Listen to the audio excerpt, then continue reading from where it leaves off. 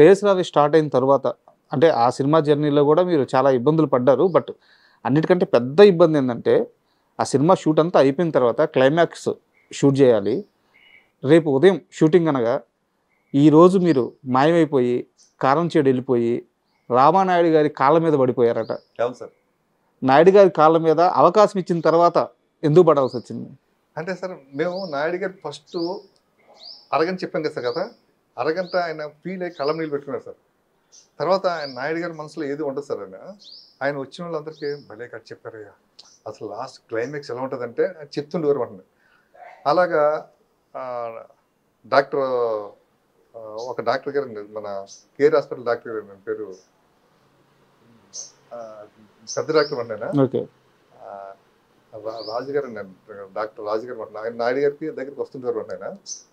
వస్తుంటే heart specialist నేను ఆయనకి ఈ కథ చెప్పారు. పక్కన ఇప్పుడు రఘురామకృష్ణ గారు ఇప్పుడు స్పీకర్ అండి, ఆంధ్రప్రదేశ్ స్పీకర్ అండి, ఆయన ఉన్నారు, వాళ్ళు ఇద్దరు ఉన్నారు. మొదటి కథ చెప్తే కథని ఎవరు డైరెక్టర్ అన్నారండి. నన్ను పిలిచారండి. ఏంటంటే నువ్వు అమ్మ డైరెక్టర్, నేను ఏం చదువుకున్నావయ్యా నువ్వు? సార్ నేను ఇంటర్ చదివాను సార్. నీ కథ కూడా అలాగే ఉందనండి. ఏం సార్ అని, ఎవడో ట్రైన్ కింద చచ్చిపోతే వాడు హార్ట్ ఆపరేషన్ ఎలా చేస్తారయ్యా? హార్ట్ ఆపరేషన్ ఏంటో తెలుసా? దానికి ఫండమెంటల్స్ ఉంటాయి, దానికి ఇది ఉంటుంది, ఒక గ్రూప్ బ్లడ్ గ్రూప్ ఉంటుంది, దానికి ఇది ఉంటుంది, మొత్తం ఏం చెప్పుకుంటూ వస్తే నేను బ్లాంక్ అయిపోయాను. మా రామానాయుడు గారు కూడా ఇద్దరం బ్లాంక్ అయ్యండి. బ్లాంక్ అయ్యి సరే ఇది పొలిషనెస్ ఉంటుంది, నవ్వుతారే ఇది అన్నాడు. నేను అలాగా అనుకుని నేను సరే అలా ఆలోచనలో ఉన్నాను. ఈ లోపల ఒక 2 రోజుల తర్వాత ఆర్బి చౌదరి గారు వస్తే రామానాయుడు గారి దగ్గరికి, రామానాయుడు గారు మళ్ళీ కథ చెప్పారు. కథ అంతా బాగుంది, రామానాయుడు గారు క్లైమాక్స్ మార్చండి అన్నారు.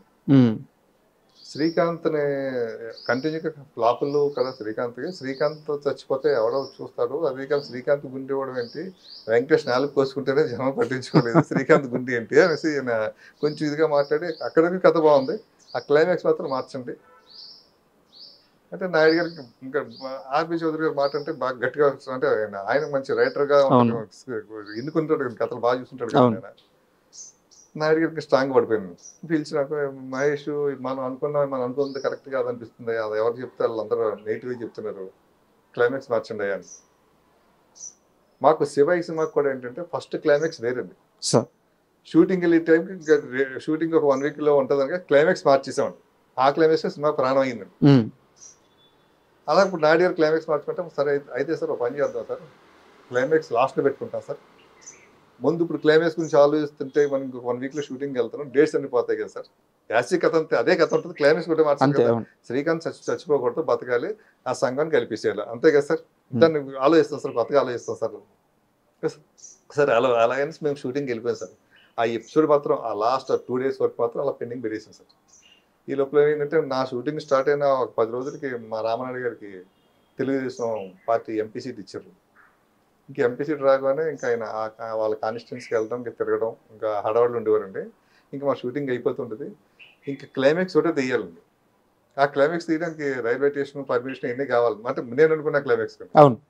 ఫస్ట్ మేము రామానాయుడు గారు అంతా ఓకే ఇస్తుంది క్లైమాక్స్ కండి. బట్ ఇక్కడ ఏంటంటే క్లైమాక్స్ వేరే క్లైమాక్స్ కావాలండి. ఇంకా నాకు ఎవరు పడతారు క్లైమాక్స్ రెడీ అయిందా నాయుడు గారు అడుగుతున్నారు, ఆ క్లైమాక్స్ లేదు కదా అది ఇది అని. సరే నేను నాయుడు గారితో మాట్లాడతానులే అని రేపు షూటింగ్ అండి. పాసన్ మురళి 2-3 రకాలు చెప్పాడు, ఏది నాకు నచ్చలేదు. నేనుగానే మౌలలి స్టేషన్కి వెళ్ళండి. ఆ స్టేషన్లో అప్పుడు నాగేశ్వరరావు గారు ఉండేవాడు స్టేషన్ మాస్టర్. ఆయన నేను పరిచయం చేసుకుని, సార్ ఇలాగే సార్ ఇది విధంగా సినిమా సార్, ఒక హాఫ్ డే షూటింగ్ ట్రాక్ పక్కన చేసుకుంటారు సార్, మీకు ఎవరికి డిస్టర్బెన్స్ ఉంటుంది సార్. మా రామానాయుడు గారు లొకేషన్ అక్కడికి వెళ్ళారు సార్, క్యాన్వాసింగ్కి వెళ్ళారు సార్. ఆయన ఇప్పుడు పర్మిషన్ నాకు కష్టం అయిపోతుంది కదా సార్. అంటే మీకు ఏ ఇబ్బంది లేకపోతే ఎవరికి ఇదవ్వదు కదా, ఎవరు సార్ మీకు నాది భరోసా సార్. నేను ఏదో పాపం ఆయన బతిమాలితే సార్ చేసుకుని నేను చెప్తాను అన్నాడు. నేను చూసుకుంటాను, నేనే ఉంటాను రేపు ఇక్కడ అని వెళ్ళి అదే కారులో రామానాయుడు దగ్గరికి వెళ్ళండి. ఆయన ఇంటి దగ్గర కూర్చున్నాను. ఆయన క్యాన్వాసింగ్కి వెళ్ళారు మాట. క్యాన్వాసింగ్కి వెళ్ళి వచ్చేసరికి నైట్ 9:30 అలాగే అయిపోయింది. నన్ను చూసి షాకు, ఏమైనా ఇక్కడ ఉన్నా మార్నింగ్ షూటింగ్ ఉంది కదా అన్నారు. అంటే ఆయన ఎక్కడ ఉన్నా కూడా ఇక్కడ ఏం జరుగుతుంది ఎప్పటికప్పుడు అప్డేట్స్ ఉండేది. ఉంది సార్, నేను ఒక నిమిషం మీతో మాట్లాడి వెళ్ళిపోతాను వచ్చాను సార్.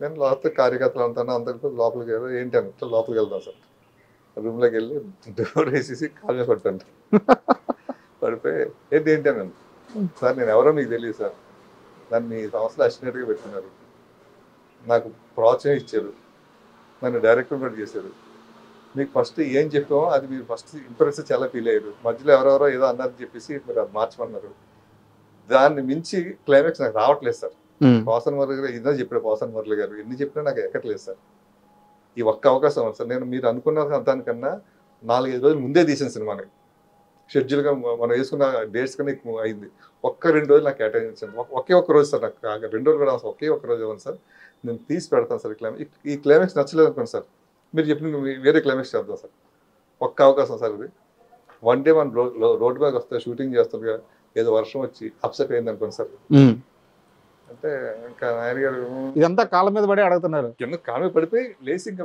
దండ ఇట్లా పెట్టేసండి ఇలాగే ఉన్నాండి అంటే ఇంకా ఆయన ఆలోచించి అదే టైంకి ప్రవీణ్ అని మేనేజర్ ఫోన్ చేశాడు మన నాయుడు గారికి సార్ డైరెక్టర్ ఏమైపోయాడో తెలియదు సార్ అప్పుడు నాకు మొబైల్ లేదండి లేదు ఇంట్లో లేడు ఎక్కడ లేడు రేపు మార్నింగ్ షూటింగ్ ఏం చెప్పాలో తెలియట్లేదు టైం చూస్తే 9:30 అయ్యింది మరి ఏం చెప్పమంటారు సార్ క్యాన్సిల్ చేయమంటారు సార్ ఏంటి సార్ ఎక్కడ ఉన్నాడు మహేష్ నా దగ్గర ఉన్నాడు ఇక ఇతను ఏదో చెప్తున్నాడు ఇంకా పెట్టేసండి షూటింగ్ రేపు పెట్టుకుని మహేష్ చెప్తున్నాడు కదా అది ఫాలో అయిపోయినా నేను ఎంత అదే ఫోన్లో బాబు రేపు మార్నింగ్ షూటింగ్ మౌలైలీ షూటింగ్ అందరూ 6:30 కల్లా అక్కడికి వచ్చేసింది లొకేషన్కి అని చెప్పేసి అంటే నేను ఇంకా ఆర్టిస్టులు సేమ్ సీన్స్ అంతే ఇంకా 2 ఏం మార్పు ఏం లేదు అని చెప్పి బయలుదేరి నేను కార్లో వచ్చేసి మౌలైలీ వచ్చేసి మార్నింగ్ 5కి వచ్చేసాను వచ్చే స్టేషన్ దగ్గర అలా కూర్చొని అక్కడే స్నానం చేసి అక్కడే కూర్చునండి ఈ లోపల యూనిట్ వాళ్ళు వచ్చారు ఇంకా ఆ విధంగా మేము సో ఫైనల్ గా మీరు అనుకున్న క్లైమాక్సే ఉంది అండ్ నాయుడు గారికి కూడా అది బాగా నచ్చింది సినిమా కూడా సూపర్ హిట్ అయింది అవును సార్